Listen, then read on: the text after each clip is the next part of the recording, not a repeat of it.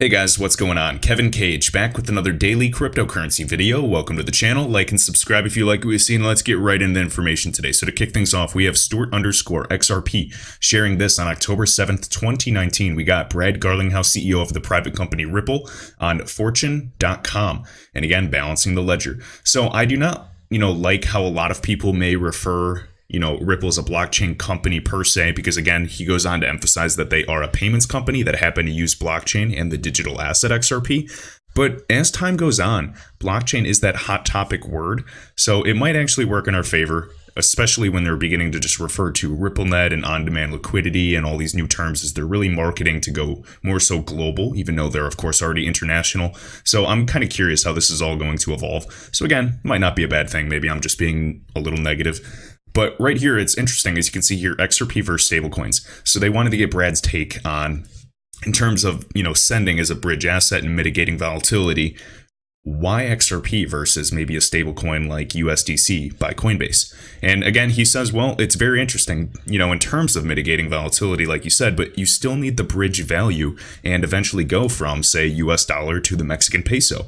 And someone has to bridge that. So what's happening is Ripple, the company, is making XRP, and trying to at least make XRP the most liquid and most efficient to be that bridge asset for all of these walled gardens, for all of these private networks to bridge and again allow interoperability. Now Ripple's making it easier to bridge these by selling all the connectors on both ends per se, selling the APIs on both ends to connect hundreds of banks on each end already.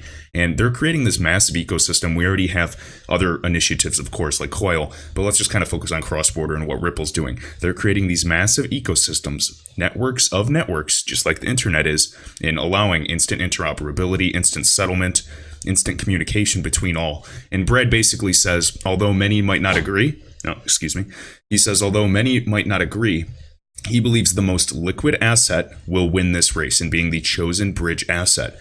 And what I want to add is the network effects are key here. The snowball effect that I always speak about. The more clients they get, the more valuable the asset XRP becomes, and the more cost savings XRP can offer.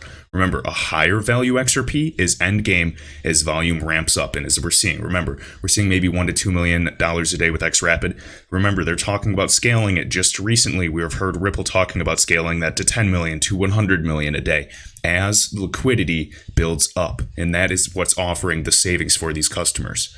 So, as I've said every single time, higher volume equals higher demand, which will create higher price on the order books. 99% of the time, there is an overlap in transactions. If there was no overlap, it'd be a net zero effect. But probabilistically speaking, it's just how it functions. When there's an overlap in transactions, a single overlap, it sends the price upward in the order books. That's just what happens. The price will increase based on usage and utility. And this is what they say time and time again. We have not seen anything yet. Just wait.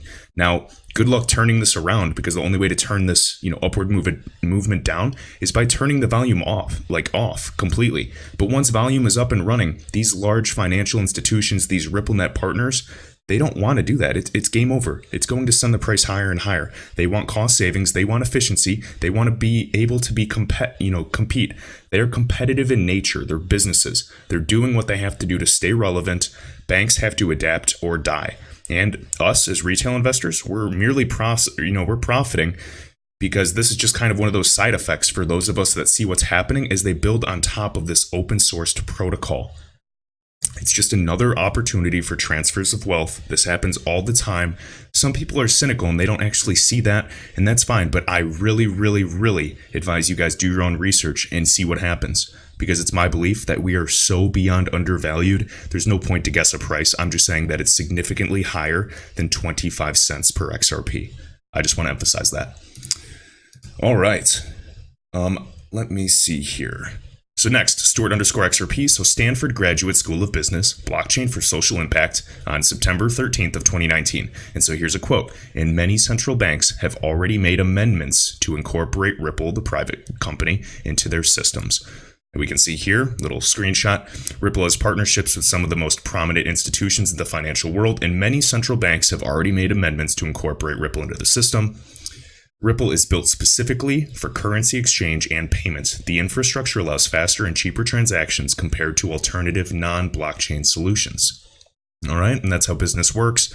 They're just looking to be better, period. If it saves them money, it's honestly a done deal, as long as regulations, are there. Next, digital asset investor just shared this again. So GE freezes pension plan for 20,000 employees. The bailouts during the financial crisis should have taught us that nothing is sacred anymore. There are no limits to what governments will steal in the name of emergency. The only assets you own are the ones you control. XRP. And guys, I advise, everybody to get their XRP off of exchanges. Get a Ledger Nano, some form of cold wallet per se, which is the most secure. Do your own research, but I do have links down below. You don't have to use those links. I might make a few bucks if you do. But again, Ledger Nano S, Ledger Nano X, completely your choice. And then right here, of course, GE, just this article. I just wanted to read this part. So we got General Electric.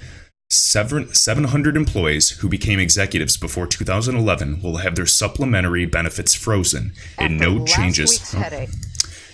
changes will be made for retired employees. The changes, which go into effect January 1st of 2021, will reduce GE's pension deficit by about $5 billion to $8 billion and net debt by approximately $4 billion to $6 billion.